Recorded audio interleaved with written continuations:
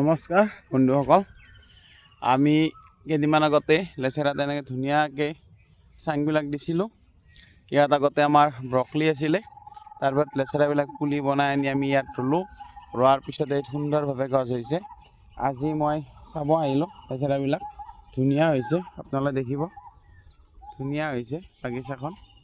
গতিকে তাৰে ভিতৰতে কেইডালমান লেচেৰা লাগিছিলে, সুন্দৰ লেচেৰা কেইডালমান ছিঙিলোঁ ঘৰৰ কাৰণে, বেছি লগা নাই, এতিয়া লাগিব আৰু ফুলবিলাক ধৰিছে।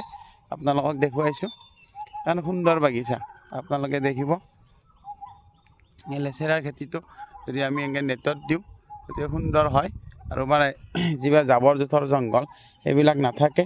এইফালে এই পিছফালে মোৰ ভোট জলকীয়া, এই ভোট জলকীয়া বতৰ যথেষ্ট বেয়া হৈছে, জলকীয়াবিলাক লাগিব ধৰি সৰু ফুলবিলাক সৰিব ধৰিছে।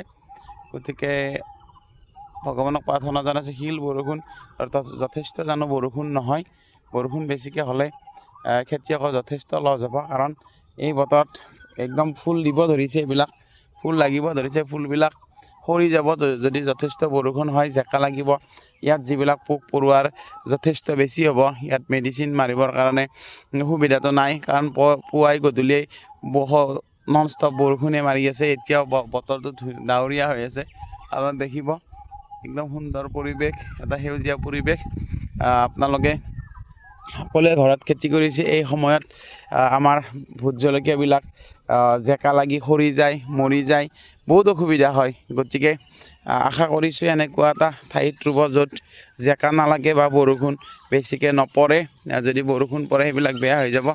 এটা সুন্দৰ পৰিৱেশ দেখিছেনে আপোনালোকে? আমি ধুনীয়াকৈ শাৰীটোৰ মাজে মাজে আহি থাকিব পাৰিছোঁ, আৰু এইবিলাক লাগিব ধৰিছে।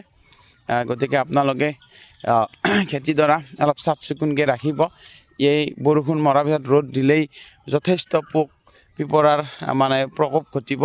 গতিকে যদি প্ৰকোপ বেছি হয় খেতিবিলাক নষ্ট হৈ যাব। লেচেৰাবিলাকত এতিয়ালৈ মোৱা পোক লাগিব ধৰিছে, ইয়াতো মই দেখিলোঁ এইটো এই মোৱা পোকে ধৰিব। গতিকে ইয়াৰ কাৰণে আপোনালোকে আগতীয়াকৈ ব্যৱস্থা হাতত ল'ব, যেতিয়া খেতিবিলাক ভাল হৈ থাকিব। নহ'লে বহুত কষ্ট কৰি খেতি কৰা যায়, মানে কীট পতংগ বা বেক্টেৰিয়াৰ আক্ৰমণৰ কাৰণে আমাৰ খেতিবিলাক নষ্ট হৈ যায়। গতিকে মই এইমাত্ৰ দেখিলোঁ যে দুই এটাত মহ পোকে ধৰিছে। গতিকে বেছি সময় নৰখি আমি মহ পোকৰ মেডিচিনটো মাৰিব লাগিব। তেতিয়া পোকবিলাক কমিব, তেতিয়া ফল আমি পাম, তেতিয়া আমি খেতিয়কৰ মুখত হাঁহি উঠিব। গতিকে বন্ধু বান্ধৱীসকল, আপোনালোকে এনে ধুনীয়া ধুনীয়া খেতিৰ পোষ্ট পাই থাকিবৰ কাৰণে মোৰ ফেচবুক পেজটো ফ'ল' কৰি ল'ব, আৰু ভাল লাগিলে লাইক আৰু এটা কমেণ্ট কৰি দিব। ধন্যবাদ।